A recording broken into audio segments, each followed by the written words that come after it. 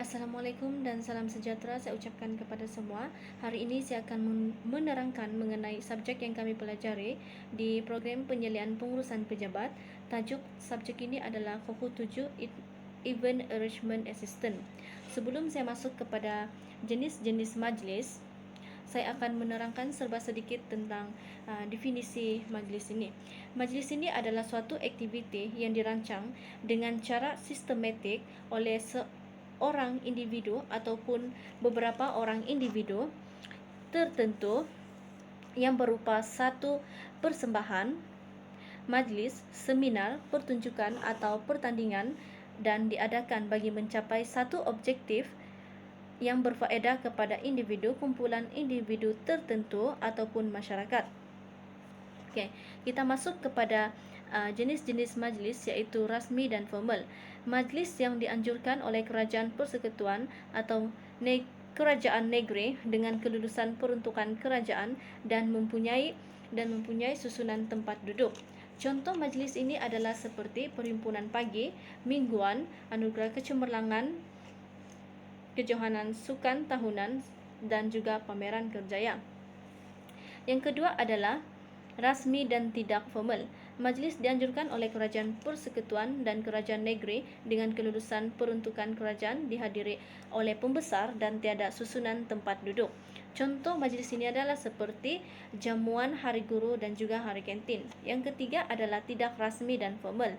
Majlis dianjurkan oleh kerajaan atau swasta tanpa melibatkan peruntukan kerajaan dan ia dihadiri oleh pembesar negara dan atau negeri dengan aspek penuh dengan protokol. Contoh majlis ini adalah seperti Mesyuarat Agung PIBG. Yang seterusnya adalah tidak rasmi dan tidak formal. Majlis ini dianjurkan oleh kerajaan atau swasta yang melibatkan peruntukan kerajaan, dihadiri oleh pembesar negara atau negeri dengan aspek tiada protokol atau tiada susunan keutamaan tempat duduk. Contoh majlis ini adalah seperti sambutan hari keluarga dan juga persembahan aneka ragam. Yang terakhir adalah penuh istiadat. Majlis ini dianjurkan oleh kerajaan persekutuan, kerajaan negeri, badan berkanun, agensi kerajaan yang melibatkan DYMM Sultan ataupun Raja. Okey, contoh majlis ini adalah seperti Majlis Raja-Raja, Majlis Anugerah Pingat dan Bintang Kebesaran. Kita masuk kepada jenis-jenis acara. Okey, terdapat 4 iaitu dalaman, luaran, kebangsaan dan antarabangsa. Bagi acara dalaman pula, penyertaan dalaman dalam ahli organisasi penganjur itu sahaja. Luaran pula penyertaan staf dalaman dan juga orang luar stakeholder. Yang ketiga adalah kebangsaan, penyertaan dan penglibatan dari pelbagai negeri. Yang terakhir adalah antarabangsa, penyertaan dan penglibatan dari pelbagai negara. Kita masuk kepada prinsip susunan majlis. Yang pertama adalah susunan hendaklah mengikut keutamaan. Yang kedua adalah jumlah div di pentas kas hendaklah terhad. Yang ketiga adalah tuan rumah atau host duduk di sebelah kanan tetamu kehormat. Yang keempat adalah isteri duduk di sebelah kiri suami. Okey, kita masuk kepada elemen protokol. Yang pertama adalah anugerah darjah kebesaran persekutuan dan negeri. Kedua, susunan keutamaan persekutuan dan negeri. Ketiga adalah panggilan hormat bagi orang-orang kenamaan. Yang keempat adalah senarai jemputan majlis ataupun acara. Yang terakhir adalah pengurusan kad jemputan. Kita masuk kepada fasa pengurusan majlis. Terdapat 3. Yang pertama adalah pra-majlis ataupun sebelum majlis, yang kedua adalah semasa majlis, ketiga adalah pasca majlis ataupun selepas majlis. Okey, kita masuk kepada pra-majlis ataupun sebelum majlis. Yang pertama adalah kita harus membuat penyediaan kertas kerja.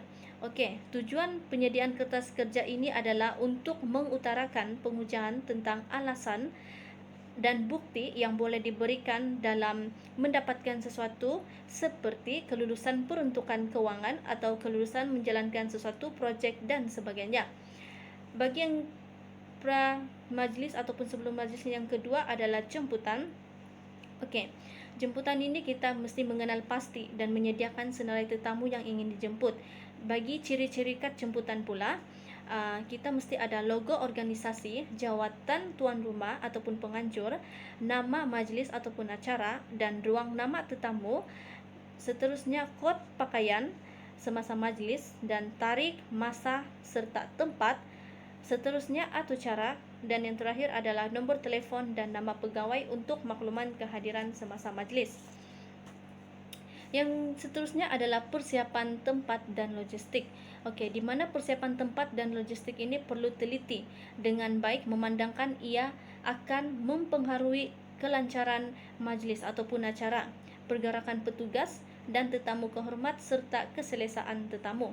Kita masuk kepada susunan tempat duduk. Okey, semestinya pengurusan susunan tempat duduk ini bagi sesebuah majlis atau acara perlu merujuk kepada senarai jemputan untuk sesebuah majlis. Ini akan memberikan gambaran jelas kedudukan tetamu jemputan pada hari tersebut. Seterusnya adalah pengisian majlis. Seperti mana kita lihat di peta minda ini, ada yang pertama adalah atur cara, kedua bacaan doa, ketiga ucapan, keempat pelancaran, kelima persembahan multimedia, dan seterusnya persembahan, penyampaian hadiah, cenderamata serta sijil, seterusnya lawatan pameran, dan yang terakhir adalah jamuan. Okey, kita masuk kepada atur cara. Atur cara ini merupakan jadual pelbagai acara atau kegiatan yang telah ditetapkan untuk dilaksanakan dalam sesuatu upacara, persidangan dan persembahan mengikut aktiviti jawatan kuasa dan kumpulan tertentu kerana masing-masing mempunyai rancangan-rancangan tersendiri. Okey, bahagian cenderamata pula. Di dalam pengurusan hadiah ini, pegawai yang bertugas semasa majlis, dia hendaklah menyediakan cenderamata untuk mengikut kesesuaian majlis tersebut, serta petugas ataupun penyelaras melaksanakan acara penyerahan cenderamata perlu dilantik semasa majlis dilangsungkan. Seterusnya menyediakan dulang dan pembawa dulang serta penyambut hadiah yang bersesuaian dan secukupnya. Okey, kita masuk kepada pengacara majlis. Okey, secara umumnya pengacara majlis bertanggungjawab mengendalikan sesuatu majlis ataupun acara dari permulaan hinggalah selesai. Kelancaran perjalanan sesuatu majlis atau acara bergantung kepada kebolehan dan kemahiran seseorang pengacara majlis. Okey, peranan pengacara majlis ini adalah menyediakan teks pengacara majlis dan perlu disemak oleh penganjur. Seterusnya mengendali dan mengawal perjalanan majlis ataupun acara. Seterusnya adalah membuat pengumuman.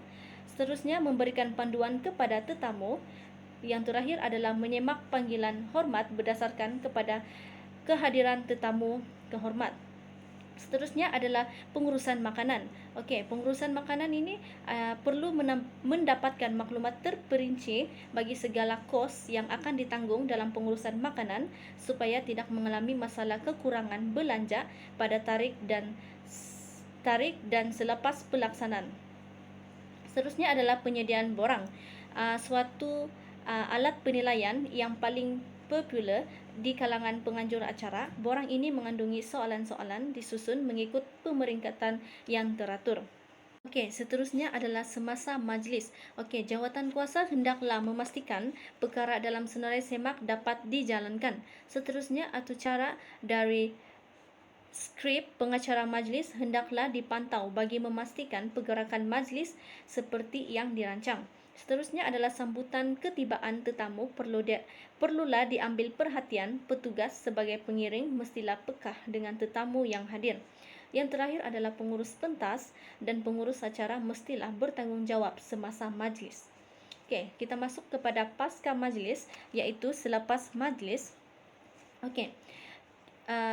Yang pertama adalah sijil penghargaan. Okey, di mana sijil penghargaan ini akan dikeluarkan kepada peserta yang mengikut acara atau program yang dianjurkan. Sijil ini amat bermakna kepada peserta dalam sesetengah keadaan. Ia boleh dijadikan bahan bukti kepada majikan masing-masing bahawa mereka sudah menghadiri suatu program atau acara yang mungkin diwajibkan sebagai syarat pengesahan dalam jawatan masing-masing. Okey.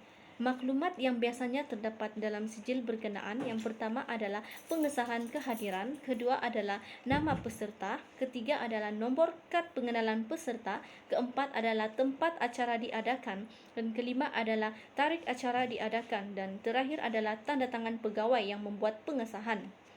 Okey. Seterusnya adalah penilaian acara semasa pasca majlis, iaitu selepas majlis, iaitu proses di mana aktiviti-aktiviti yang terkandung dalam sesuatu acara dinilai dengan berbagai cara, munasabab dan sistematik. Okey, tujuan penilaian ini adalah untuk memastikan kejayaan acara untuk mencapai objektif yang sudah disenaraikan. Penilaian juga bertujuan mengenal pasti kelemahan-kelemahan yang berlaku sepanjang pelaksanaan acara tersebut. Okey, yang seterusnya adalah jenis-jenis penilaian. Jenis-jenis penilaian ini ada dua, iaitu penilaian dalaman serta penilaian luaran. Bagi penilaian dalaman yang bakal dibuat oleh kaki tangan atau jawatan kuasa yang menganjur sesuatu acara ataupun majlis, semua keputusan penilaian ini akan direkodkan dan akan digunakan ketika proses debriefing yang dijalankan kelak. Yang seterusnya adalah penilaian luaran. Dia merujuk kepada penilaian yang akan dibuat oleh peserta yang menghadiri acara tersebut. Terdapat beberapa peringkat penilaian yang biasanya diadakan dalam sesebuah acara, iaitu penilaian aktiviti pendaftaran, penilaian sesi pertama, penilaian sesi kedua, serta penilaian acara penutup. Okey, yang terakhir adalah pembersihan kawasan acara. Okey, tapak acara yang diadakan perlu dibersihkan supaya ianya tidak menjatuhkan imej penganjur di mata masyarakat, terutamanya acara yang diadakan di kawasan awam. Okey, itu sahaja dari saya. Sekian dan terima kasih.